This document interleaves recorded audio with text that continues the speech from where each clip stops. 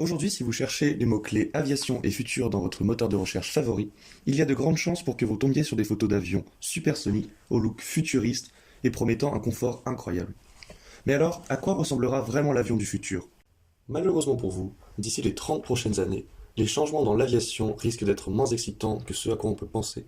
Chaque année, le nombre de passagers dans l'aviation civile augmente. En 2017, selon l'Association internationale du transport aérien, 4 milliards de passagers ont voyagé, soit environ 127 par seconde.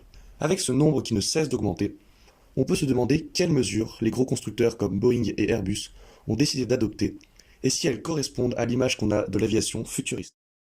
Avant de parler du futur, il faut d'abord parler de l'histoire. Dans les années 1980, Boeing sort le Boeing 757 et Airbus l'Airbus A310, deux avions destinés d'abord au moyen courrier. Cependant, la réglementation de 1953 décrète maintenant que les avions bimoteurs peuvent traverser l'océan Atlantique. Le Boeing 757 et l'A310 vont donc devenir des longs courriers pour les compagnies aériennes. Le B757 et l'A310 finissent par vieillir et ne sont pas renouvelés. Ils cèdent alors la place à des avions conçus pour le moyen courrier, comme le Boeing 737 et l'Airbus A320 avec une autonomie moyenne de 6000 km, et des avions très long courrier à grande capacité, comme l'Airbus A380 et le Boeing 747 avec une autonomie moyenne d'environ 13 000 km. Du fait de leur trop grande capacité, les places de l'Airbus A380 et du Boeing 747 ne sont pas toujours occupées, ce qui le rend moins rentable. Ils sont donc tous les deux voués à être remplacés par l'Airbus A350 et le Boeing 787, tous deux munis d'une autonomie de 15 000 km. Cette parenthèse historique étant faite, nous pouvons maintenant parler du futur de l'aviation. Lorsque l'on pense à l'aviation du futur, le plus grand stéréotype est l'avion au design nouveau et à la cabine spacieuse, laissant beaucoup plus de confort aux passagers. Malheureusement, ce genre d'avion ne verra pas le jour avant les 30 prochaines années. En effet, ce genre d'avion ne serait pas rentable pour les compagnies aériennes, puisqu'un passager occuperait plus de place et il y en aurait donc moins dans l'avion. L'évolution de la part des compagnies aériennes low cost dans l'aéronautique a montré qu'il était plus facile de vendre un billet moins cher qu'un billet offrant plus de confort mais à un prix plus élevé. Il est donc sûr que l'avion du futur devrait être un avion rentable. Comme nous l'avons vu précédemment dans le point historique, les très gros porteurs tendent à être remplacés par des plus petits porteurs qui pourront tout de même accomplir des vols long courrier.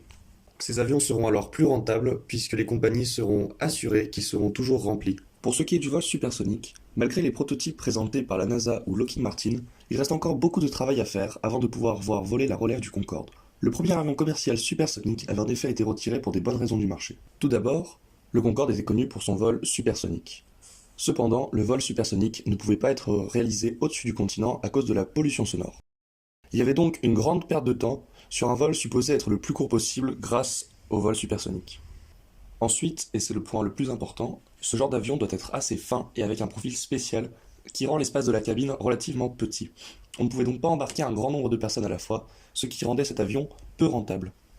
Or, comme nous l'avons vu dans le point précédent, l'avion du futur devra être rentable et pour cela, il faudra qu'il embarque plus de passagers. Ainsi, il faudra attendre de pouvoir développer un avion à la fois supersonique, mais aussi avec une grande capacité. En conclusion, nous pouvons voir que l'histoire se répète. Les compagnies aériennes cherchent encore la rentabilité, qui est plus attractive pour elles que le confort des passagers.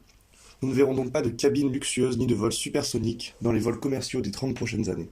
En revanche, des avions partiellement électriques peuvent être envisageables pour les 30 prochaines années. Malgré la faible autonomie des batteries et la puissance bien moins importante que celle fournie par des réacteurs, les avions électriques peuvent s'avérer utiles pour les vols court courriers, nécessitant une faible autonomie et où la vitesse maximale n'est pas atteinte. L'électricité peut également ne pas être utilisée pour l'ensemble du vol, mais simplement pour le roulage. En effet, dans les grands aéroports, le roulage dure entre 20 et 30 minutes, et cela représente au moins 1 tonne de kérosène pour un Boeing 747.